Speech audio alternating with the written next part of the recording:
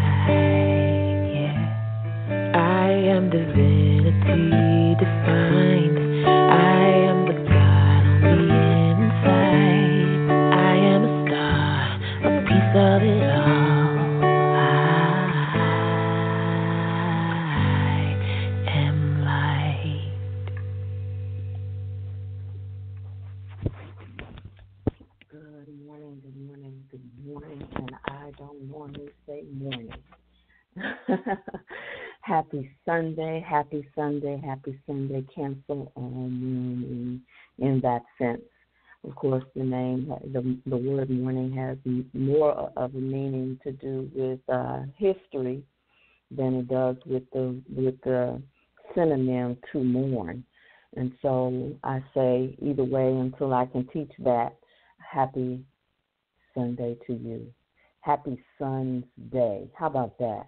S-U-N, and for some people who believe in the S-O-N's, the S-O-N's day.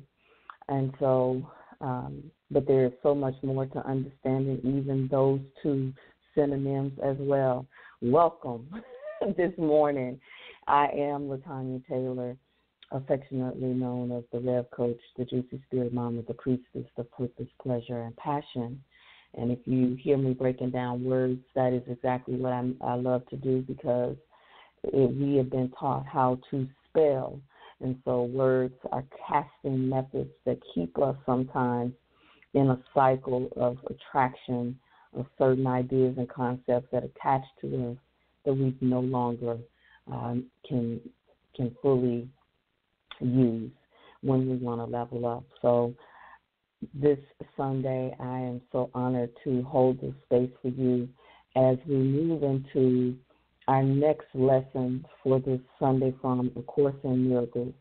If you have been following A Course in Miracles, you know that we are on lesson 27 today. And that means all week you would have, if we go back, starting with yesterday, the first lesson was my attack thoughts are attacking my invulnerability. The day before it is I do not know what anything is for. The day before that it was I do not perceive my own best interest. The lesson before that, I can escape from the world I see by giving up attack thoughts. The lesson before that, what I see is a form of vengeance. And so last week we talked about that I'm determined to see things differently. And here we are again, finding ourselves on a Sunday looking at sight. And that's a great place to be. Speaking of sight, I wonder how many of you cited me last week on Young Will Fix My Life. And I didn't get a chance to actually watch, and I understand that I was on for a minute this week as well. I don't actually get a chance. Well, that's not true. Sometimes we see the rough edits of a show, and I confess the rough edits were sent to me, but I didn't have a chance to look at them either. And so last night my intention was to try to get somewhere to view live, but that wasn't possible due to the internet connection. So this show definitely was a good example. I want to actually use this show as a premise to, if you've seen the show, to go into today's lesson, because in this particular show, if you were watching, you saw a mother who the daughter is the one who actually wrote in asking for help for she and her sisters, because her mother was accusing her father of molesting her and even fathering her child. And for years, this girl has walked in the agony, really not for years, but really since she came out of her mother's womb, with a certain perception of herself and the world. And it contributed to how she was carried, the wound that she festered in. And I'm just going there because I actually don't know what all made it, but you might have heard Yana say that on Sunday. And this one choice of the mother, maybe a series of choices, actually spilled over into the other children that she had later, and caused a divide. The story is quite a case study. How about that? It was really a pleasure to hold space for their healing. But when we look in a world where you have the Me Too movement and you have people who are finally starting to use their voice and tell the truth about what has happened to them, there will be certain people in the world who will attach to something that is good and use it for their own good. And that's interesting. You say, what is it? When somebody uses something for their own good, it still may not be good for everyone. And I use the word good lightly because good and bad are conditions of value that are relative to the person having the experience. What your good is not necessarily someone else's good. What we've been taught is bad. And so a lot of times you don't really know what you've been taught until you come into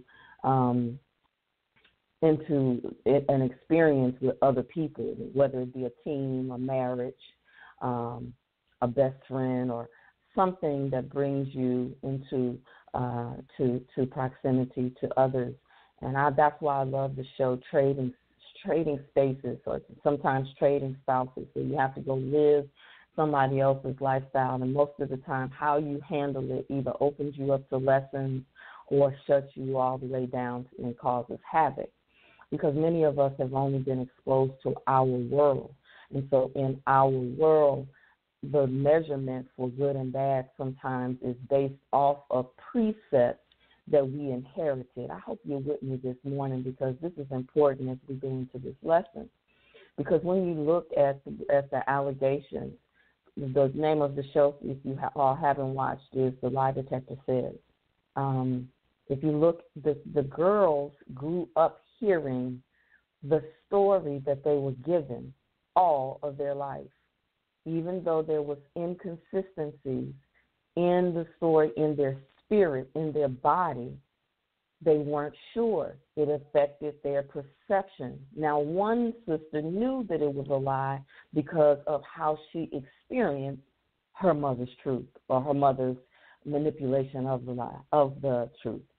And as a result,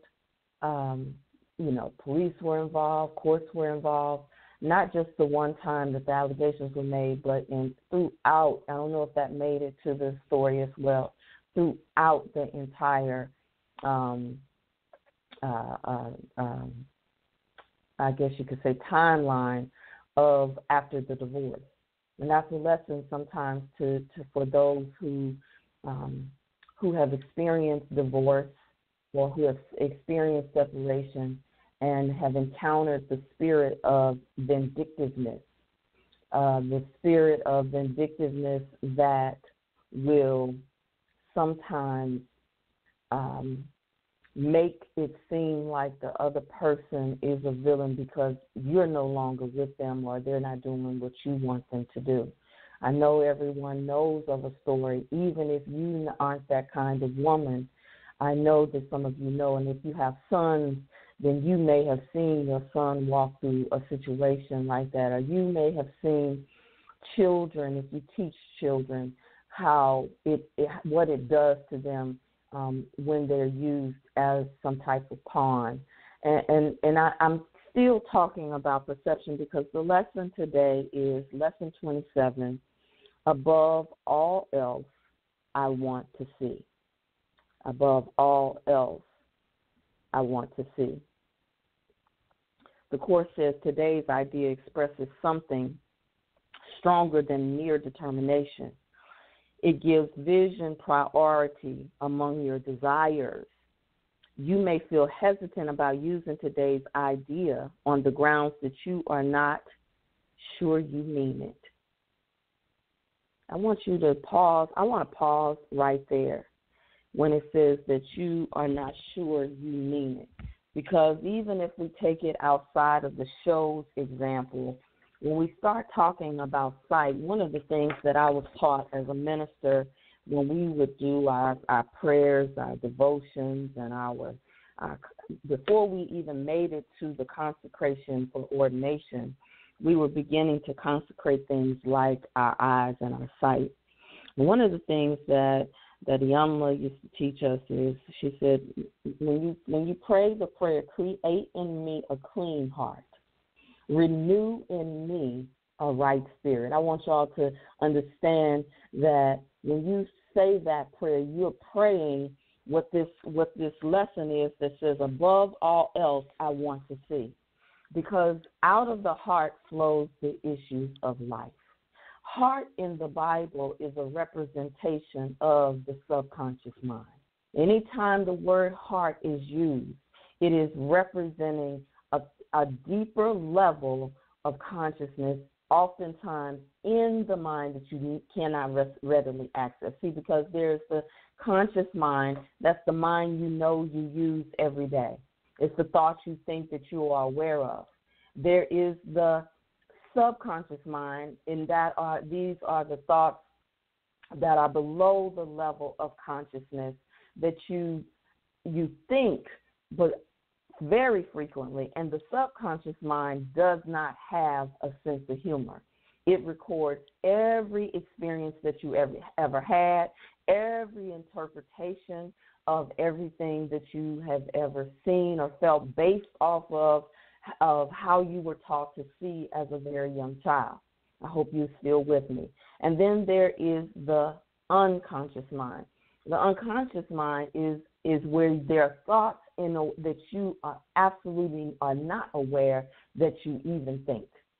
You can access all of them, but you do that through prayer, through meditation, through also sometimes support.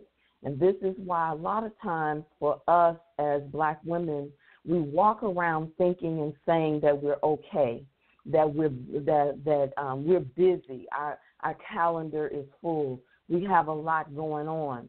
But oftentimes there are certain levels of avoidance that keep us from really being able to see. You hear what I'm saying? The other day when I went last night to hear my very favorite artist, I love her, got a chance to actually have a few minutes to fellowship with her, and Maya Mina Yusuf, my Moo Fresh, as some of you may know. And that was my opening song at the book launch, is Black Magic Woman. You know, I just love her. And so as I one of the vendors at the event, after I had bought some shea butter, she began to tell me how her father was from Mississippi, and that her father was from up in the Delta in Mississippi, and that one time a family member took him 3 towns over, dropped him off, left him in that town, and he had to walk back 3 days to get to 3 towns over as an 11-year-old child. So when he thinks about Mississippi, for him, he's had too many experiences, and he's just now going back to make peace basically with where he was from. And so that generation, we started to talk about that generation and how the generation that's in their 70s, many of us were born to people from in their 70s and 80s who were taught not to talk about what they saw. They just had to survive and move forward. And then if you go a few generations before that, many of them, they talked and told stories in codes in order for us to know certain things. And this is how you get your African-American hymnals, and those were never intended for us to keep singing them from thinking that we're singing ourselves to Jesus. Those songs were intended to be codes and languages under the disguise of something that they thought was safe. So they would sing these songs in the fields when they were picking cotton, or when master was coming, and they were songs and codes to warn a person if they needed to work harder, if they were taking a pause or a break because of the sun beating, and so that's that story. And this is not a new thing, because even when we study where, you know, many of us we believe that all of us were transported from Africa, and that's not absolutely true. There were indigenous people already here in the land.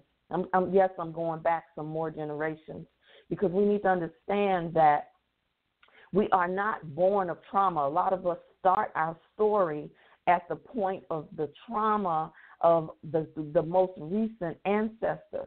But this is why when you do your spiritual work, you want to keep on asking, who am I? Because when you go to who you are beyond even what you can see, then you open yourself for more to be revealed. And that's why I say that sometimes we might not like what we see, because even to get to that point of revelation, we have to start with the blocks on our conscious mind And this is what the Course does, because every lesson in the Course in Miracles is attached to a chapter that precedes it. Some people jump into the lessons, like many of you, just to be able to introduce themselves to the concepts, because the reading sometimes is so dense. You have to take it in small doses unless you're studying it the way that we are. And so one of the chapters in the Course in Miracles, a Course in Miracles, is the innocence of perception. And it's very loaded, and I'm just going to say this. You're going to have to read it on your own time, because the very first chapter in the innocence of perception is really about sight, and it's about atonement without sacrifice. And I'm going to try not to skip ahead, being a Course in Miracles student, as I share this with you, because what I want you to understand is the very first paragraph could be hard for someone who says, above all else, I want to see, and you've been taught to understand and to know your Christianity a certain way. Let me give you an example. It says, a further point must be perfectly clear before any residual fear still associated with miracles can disappear. Okay, we're still talking about miracles. In order for you to be fully open, and there's no residual fear that miracles can happen, I'm translating it in lay language, there still must be some type of clarity. The crucifixion did not establish the atonement, is what it says. The resurrection did. Many of us focus on the crucifixion of our journey and what we've been through, and not focusing on the rebirth, the resurrection. Come on now. Do we have a rebirth community in here this morning? No one is free. Many sincere Christians have misunderstood this. No one is free of the belief in scarcity could possibly make this mistake. If crucifixion is seen from an upside down point of view, it does not appear as if God permitted or even encouraged one of his sons to suffer because he was good. This particularly unfortunate interpretation, which arose out of projection.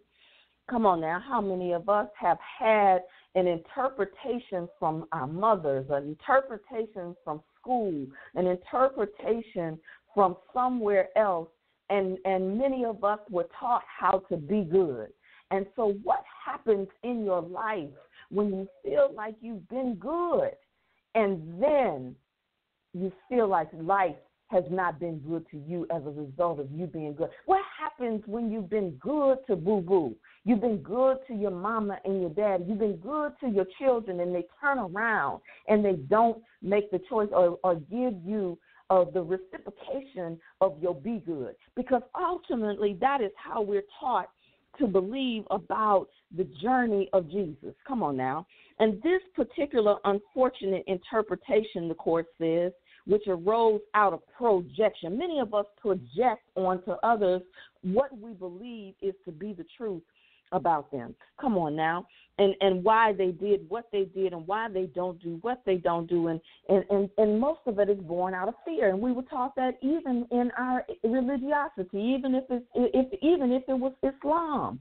Even especially depending on what branch of Christianity you come from. If you were Pentecostal, if you were Apostolic and Church of God in Christ, and if you were Jehovah's Witness, all of y'all, saying Jesus this, Jesus that, but you got a different interpretation of your be good in order so you can be blessed. In the Quran, it is very true. In the Muslims, they're Sunni, they're Shiite, they're Sufi, and all of them have a different experience, a different version. And so there's a level of be good. You make your prayers 5 times a day. You abstain from certain things at certain times of the year, and certain foods you are forbidden. And so all of that, you follow all of these tenets, and so then your be good means that you're rewarded. So man becomes divided from other men based off of the be good principles that we've been taught, and so we project onto other people whether they are good, whether they are witchcraft, whether they are good with God even, and so we're taught this, and so this is something when we say above all else, I want to see, and so I say that this is just the first paragraph of A Course in Miracles. You see why I say that it is dense. It goes on to teach about sacrifice. I think this is important for women, because many of women have been taught that the banner of a mother is to sacrifice. Particularly there, but it shows up in other ways. And we applaud the sacrifices our mothers and our grandmothers made for us, oftentimes unknowingly, until we get much older. But look at what the Course says about sacrifice in the very next page. It's not even all the way into the whole chapter on perception, but this is important because in order for us to, above all else, to see, there's some things that we have to unlearn and see differently. That's why the lessons is preparing you to see things differently. And it says, sacrifice is a notion totally unknown to God. How many of y'all been taught that God wants you to make sacrifices? I'm telling you, this one lesson began to change my life years ago. I'm reading from, again, The Innocence of Perception. It arises solely from fear, and frightened people can be vicious. How many of y'all know some vicious Christians, Muslims, vegans? How many of y'all know some vicious vegans, honey? Sacrificing in any way is a violation of my injunction that you would be merciful even as your Father in heaven is merciful. It has been hard for many Christians to realize that this applies to themselves. Good teachers never terrorize their students. Now, come on, I could just stop right there and teach a whole Sunday word. How many of us have had a fear-based hell and damnation relationship with God? Ouch or amen. I know that I did. And I went from Christianity into Islam. So the undoing of the fear-based relationship with God was a process for me. It was an unraveling process in order that I could be free. Because the Course teaches you how to access the love principle of God really as the entire theme of your relationship. Now, A Course in Miracles is not absolute. It's not absolutely correct. It was channeled, just like many people have channeled the scriptures in the Bible. But look at what it says. Good teachers never terrorize their students. You could go to any Sunday morning, and people are teaching a hell and damnation message. Sometimes they do it at funerals. You better act right, get right, come to the altar, give your life to Christ. And so you do that because so there's a fear-based relationship that begins or continues. It says to terrorize is to attack, and this results in rejection of what the teacher offers. The teacher oftentimes can be Christ, Jesus, when you have a direct relationship with the Christ consciousness. The result of learning is failure.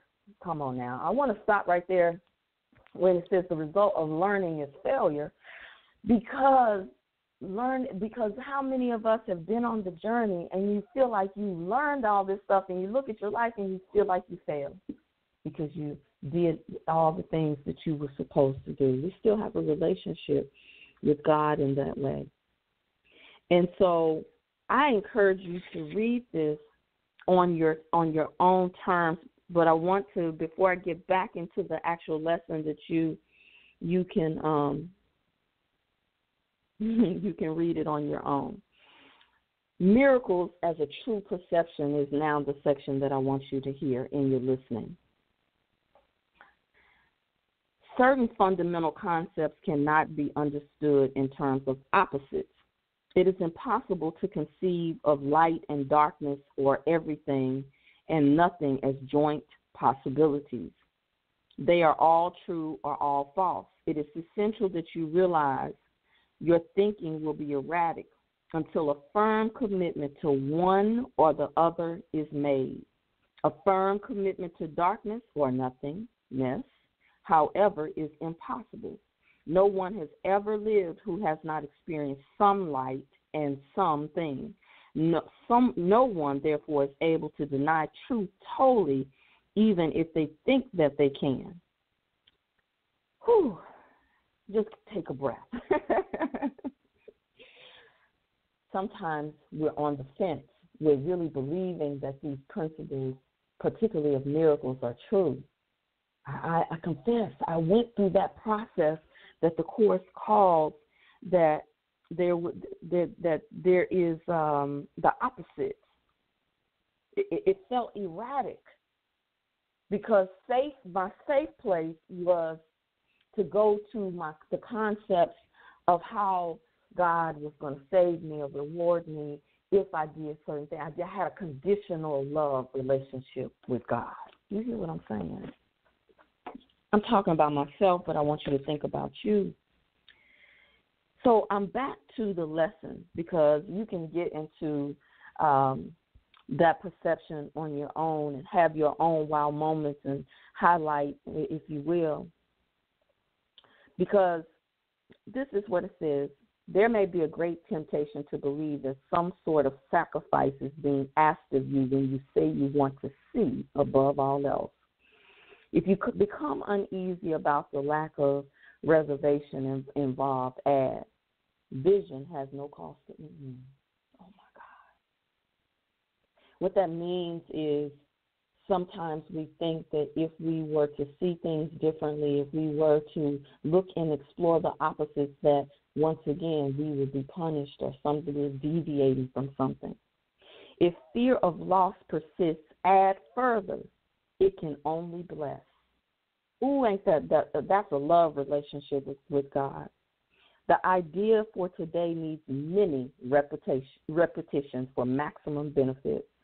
It should be used at least every half hour and more if possible. You might try for every 15 or 20 minutes. It is recommended that you set a definite time interval for using the idea. In other words, the lesson is giving you a course of action for those of you who say that you want to manifest on a different level. Some of us still see lack. You heard Iyanla on the show. Let me go back to the show. When the sisters were in the driveway last week about to get into it, and she was and I had been working with her, and she had a meltdown much earlier. She had even meltdowns before she even made it to the show and would call me and that type of thing. And one of the things that we introduced was some concepts from A Course in Miracles. And you all may have heard Iyanla say, I can see peace instead of this. And you heard the baby start to say, I can see peace instead of this. She was saying the Course. But see, y'all, we wouldn't know that if we don't go and explore something different. Because when you become a teacher of something, when you are sharing lessons, oftentimes you're just sharing what you heard somebody else say, and that's why sometimes it's dangerous, even in business, to try to go and imitation is one level of creativity. Creation is another level, and then there is the activation. There's an activation inside of you when you embark on your own journey and study, so things are revealed to you uniquely to your life.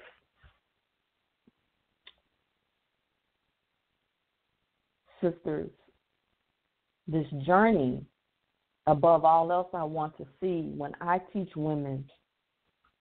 Yes, Juicy started off as something that was definitely more of the embrace of sexuality, sacred sexuality. They moved into, of course, exploring what blocks us from being able to see the sacredness in our sexuality when we're born of sexuality, because sex is such a gateway. And I'm talking about juicy because the people who were in the most crisis on this show and sometimes around us were the women, the mothers and the daughters, and all of the girls had children. And it doesn't matter whether you have daughters or sons, because oftentimes the wounded womb will pass on certain perceptions of self and of the world. I have had to embrace the parts of my mother and elevate the parts of the womb that I've come from, and the womb that she came from, and the womb that she came from started to reveal to me. And then you keep on going until you start to have a relationship with the cosmic womb, and that is juicy. I wish above all else to see so many of you experience your own feminine soul retrieval just by activating the parts of yourself that's willing to even see how you hold your vision differently. Like I said that again. We're still in the month of freaking January.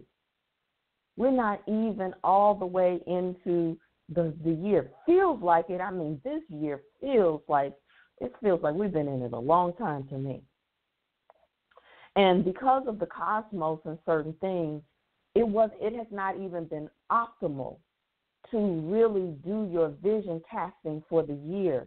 These moons, full moons, eclipses have all been recommended to rest, to chill out, to contemplate, to go inside. Introspection is a form of sight, of going within.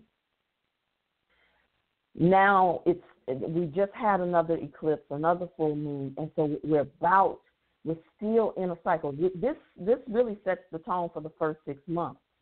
So manifesting in this year is going to require a different level of surrender from our attachment to what we want to see and how we think it should be. A lot of times miracles are happening all around us, but we can't see them because it doesn't look like what we say we pray for, or what we expecting it to come. Sometimes the unexpected is the miracle. Your leaps of faith is the miracle. Sometimes the miracle is the willingness to see your shadow or the shadow of something else. Sometimes it's also the ability to see pleasure instead of pain. I'm telling you, we are really conditioned to have a high tolerance for pain and a low tolerance for pleasure. And so I opened this morning up knowing that above all else I see is addressing the residual fears that we may not even know that we have. That above all else I see is inviting us into a process of repetition for a very specific reason, because some of us don't want to do the work, meaning we experience one workshop or one process. I've had sisters that have done Juicy 2-3 times. They've done the 30-day process 2 or 3 times because they meet themselves at different seasons of their life. I've had people do the 6-month process more than once because this is what I hear oftentimes if they're not in a new season. Oftentimes I hear sisters who work with me say, when I first started, it just was someone, if you have your phone off of mute, please put your phone on mute because I just unmuted everyone. Is oftentimes the other response that I get is, when I first did it, I just was so closed that it just activated or introduced me to see how closed I was. And now I'm open, and I want to see what I can do. The other sisters have come in crises or just seem, to attract a man, and sometimes they do, or a job, or just to shift how hard it has been. And so now, after they get through reprogramming the hardness of it, then now they're like, okay, now I'm ready for something more. So we don't stay. That's why the Course says do this at least every half hour, so that you have a practice. Magical, alchemical, miracle-working women have to have a practice, or we slip right back into the ordinary way of being, of thinking, and seeing. And those who come into this space, it's not for just the ordinary woman. This is extraordinary, high vibrational womanhood that you are nurturing to become priestess of your own household. But when we talk about the house, remember, it's not just your furniture. It's not just your address, or being an owner of a house, or being able to have authority over the house and your children. It is about being able to have inner authority over your mind and the thoughts you think that block you from being able to create your unique form of juicy in your love, your sex, your money, and transform it into purpose, pleasure, and passion. I know some of you know, because some of you have been on the journey and stayed on the journey long enough to testify. And there are some of you who are in and out, just like your mind, in and out, on the fence, not halfway in, halfway out, committed to the story you tell yourself about why you don't speak, why you don't show up, why it won't shift for you. I'm telling you what I know. Now I want somebody else to come on in if there's something you heard that made your belly leap, so we can activate this Mary and Elizabeth principle of sisters who have something on the inside that's alive, that's a living entity ready to be born again, born anew, born. The lines are now open for you this morning. Is there one? This is your altar call, except your voice is the response. You've been conditioned to go to an altar call where somebody's just praying over you and for you. But every word that you begin to speak is the one that you begin to shift and place over yourself. Anyone Good morning. Have a belly leap? Good. Happy Sunday. Happy Sunday. A lot of things came in, but the thing that that stuck with me, that has been walking with me this week, is, and this lesson is perfect, is this so timely. Above all else, I want to see, I had been having the experience of mourning, and mourning on different levels, mourning parts of myself, mourning people that I've loved and lost, and who made their transition. And in the last month, I have now lost two grandmothers. My father's mother passed away this Wednesday or Thursday, we're not sure. And above peace all else, peace and blessings upon thank you you and your family. Mm-hmm. So now, in less than a space of a month, really 2 weeks, I have lost two of my grandmothers. And this grandmother by far has been the most challenging of my elders. She has challenged me in so many ways. And when I say challenge me in so many ways, I mean I'm so sensitive. And she has been the most abrasive of my relatives. And I have always wanted to have a certain kind of relationship with her. that just wasn't, I won't say wasn't possible, because I believe that we got there on the level that we could. And I'm thankful. I'm so thankful. I'm so thankful that before she left this life, that we were able to come to a space of love and acceptance, even if not complete understanding, but love and acceptance. And the lesson above all else I want to see really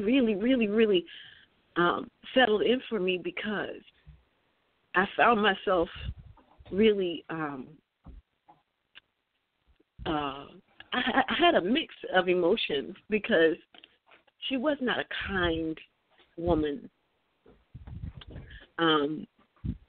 She did acts of kindness, but she did it in an abrasive way. It's hard to describe. I know that she loved us, but she was a wounded person, and she inflicted a lot of wounds. And it took a lot to get. It took a lot to even be in her presence, really. I know that she wanted us to feel her love, but she also had a lot in there. And so all the things that I ever wanted to experience in terms of the love relationship with her, it came, but it came in ways that I wouldn't have imagined that they came. And so when I hear the lesson above all else I want to see, I remember laying here crying over the loss of her, but being thankful that I got the lessons that she tried to impart, that she tried, despite her background and her upbringing and her lack of knowing, she still was able to impart love. And so I'm thankful this morning and I want to see all the things that the lesson of her in my life unfolds for me. And this larger lesson of mourning and celebrating and not staying in a place of loss, because every loss is a gift if we unpack it. So I was really, really mindful and intentional about unpacking that lesson for myself this week and today and in the days coming forward, because I no longer want to stay in a place of mourning and grieving and spinning in the same circle. It's so much to be done, and I have so much to give. And I am in such a place to receive that I want to see it all. Yeah, so thank you for this lesson this morning, and thank you for the sisters who I shared that I needed and desired their support, and who loved on me, gave their energy. And I want to say a special shout out and thank you to Aunt Tommy. I just love you. Your words made so much of a difference this week. Thank you. I love you too, I just love all of y'all. I love all of you. Thank you so much. We love and you thank too. you, Mama Tanya, for your love and support and everything. And even though I didn't share that with you prior to now, I know that your love and support is always there. Thank you so much for sharing so transparently. And I think that the course, actually, there's a chapter that I turn to first, but it's later on, so I'm going to go back and try to find it for you. It's further along in the actual reading material that challenges our concept of death anyway. So I really am careful about saying that I lost somebody, because energy never dies. It only transforms. And so now I do say that there has been a transition. The human eye, that's the position that with the human eye, And when I got released from the grip in the fear of death, I'm going to tell y'all something, and I've never taught this in public. I may have spoken it in our private classes. My master coach, one of the principles he used to teach to me before he died, is preparing me. Understand what I'm telling you. How you are on coaching calls with me, I used to be on coaching calls with him early in the morning. And he would teach me principles. And one of the principles he said to me was about death. He was teaching me about death before he died. Transition, he was teaching me to shift from the idea of death into transition. And he said, LaTanya, one of the things that I've done is, he said, I've attended every one of my children's funerals, including my mother. He said, because if I can consciously choose to experience that, the human pain, he said, then I don't have to terrorize myself with the fear of what Yes. is. Yes. Let me tell y'all something. That was the beginning of our conversation. He went further and further, so much so he started to tell me about him transitioning, how he was ready. And I got mad with him. But this, above all else, I want to see is something that doesn't just happen with one person, one incident, one upset. It's something that the spiritual traveler uses on everything. And this is a season in this number 3 vibration, which 3 is very representative of the Christ consciousness. The Christ consciousness is the journey to wholeness, where you and God are one. And so this is good. We're right in the pocket this morning. Thank you so much for confirming that just from the lesson. I honor you. I honor your transparency. Anyone else?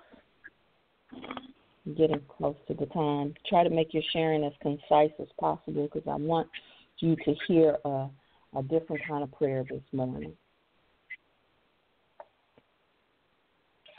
Good morning. Happy Sunday, beloved. Thank you. Same to you and to all my sisters on the call. Mine is very short, and the sentence, I don't even really fully remember it, but it just said that sacrifice is not required. I mean, that really released something in me. That sacrifice is not required. It's not required. And, that's what made me really jump this morning. And also, when you spoke about the religions, because for a long time, I remember my dad used to talk about red nail polish and anklets and say that only wore stuff like that, and and different stuff like that. And I remember, when I started wearing red nail polish, and I was like, well, I'm no different. Like, I didn't feel any different as a person inside or bad because I wore nail polish. So, I'm just so grateful for those freeing sentiments that were shared again this morning, and they're just powerful reminders for me, and they're needed for me so much right now, as as I try to deal with some of the guilt that that I experienced.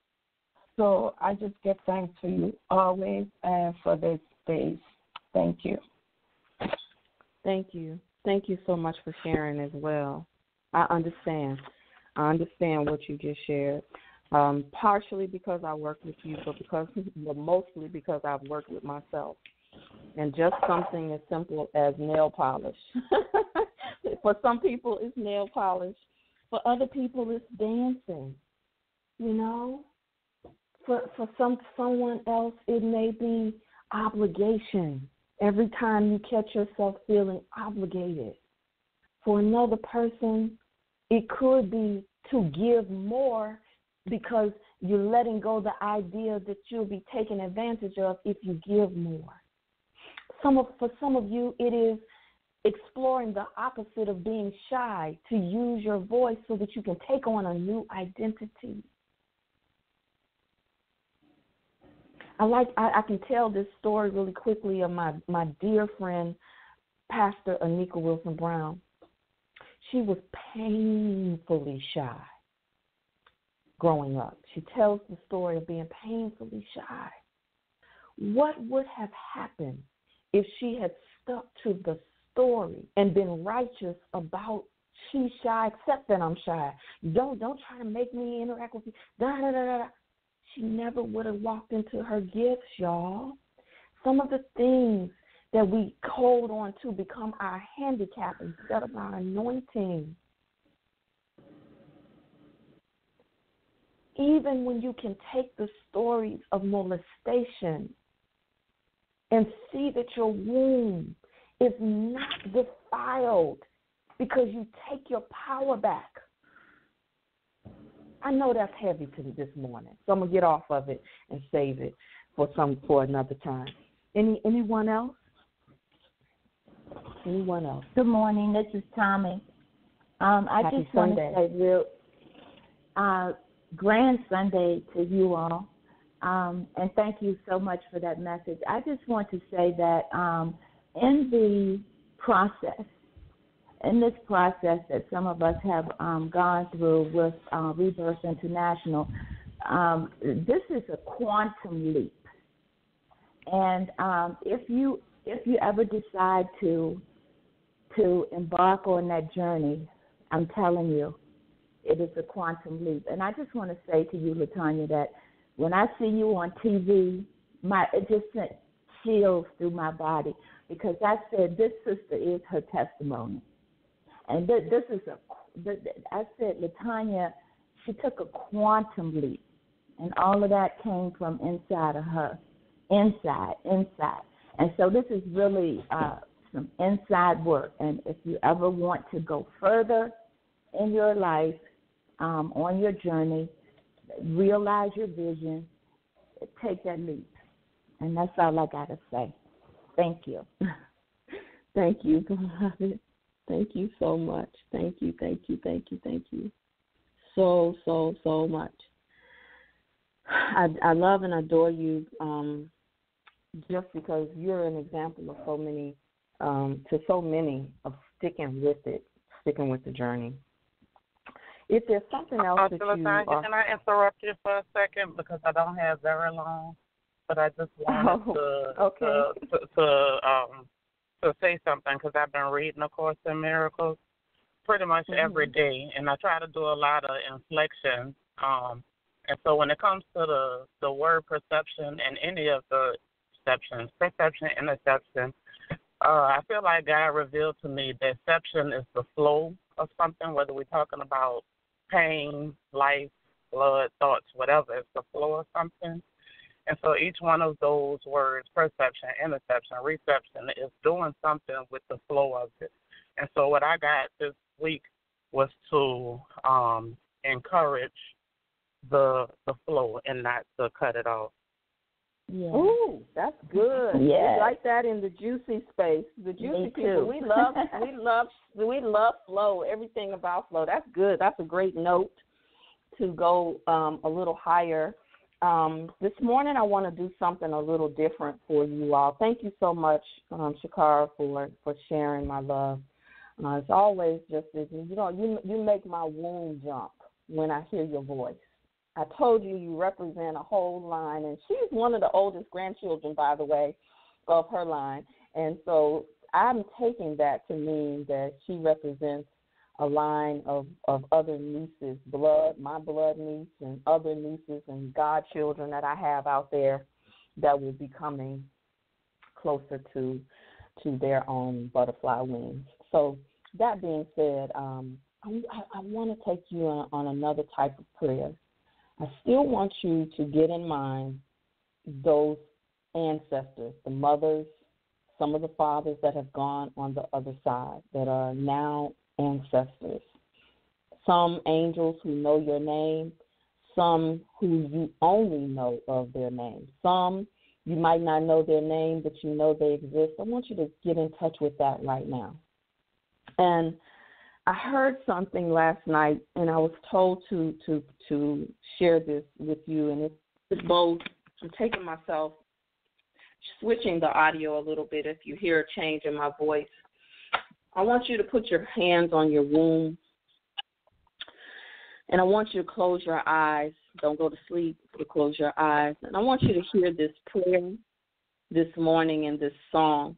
And I think that it's going to become the theme for our year. Listen to this, please.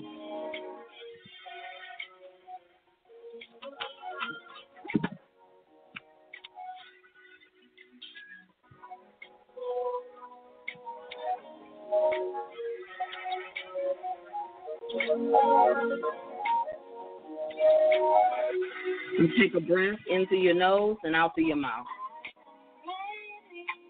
I'm ready. In through your nose.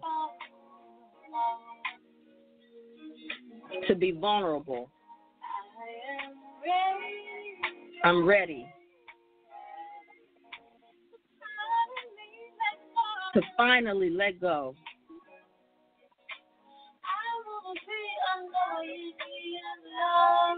I want to be annoyingly in love. I want to let my guard down. I want to step out on faith.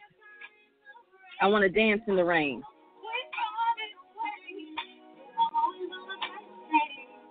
I want to quit running away because I'm always on the first train.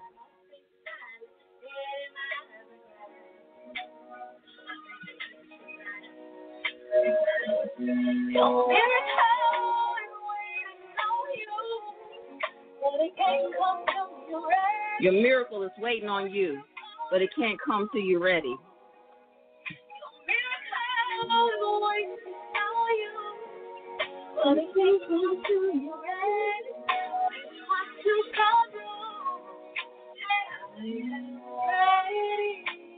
Pray that prayer. I'm ready to take a chance on life. I'm ready to act silly at times.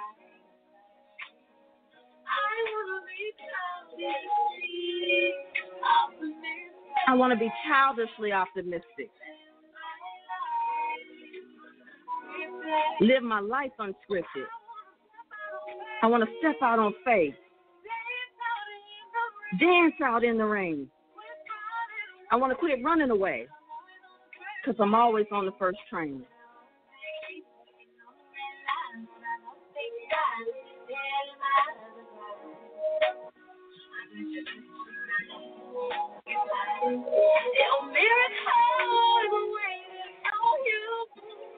But it can't come to you ready. You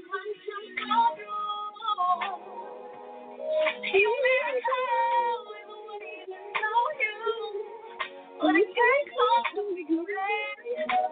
What you gonna do? You worthy. You perfect. You deserve it. You searching. You're worthy. You're perfect. You deserve it. You're searching.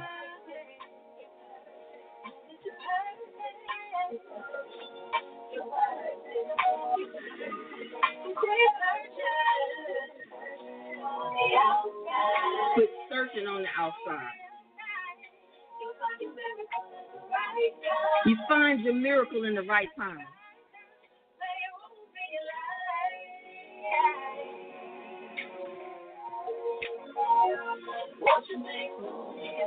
Won't you make room in your life?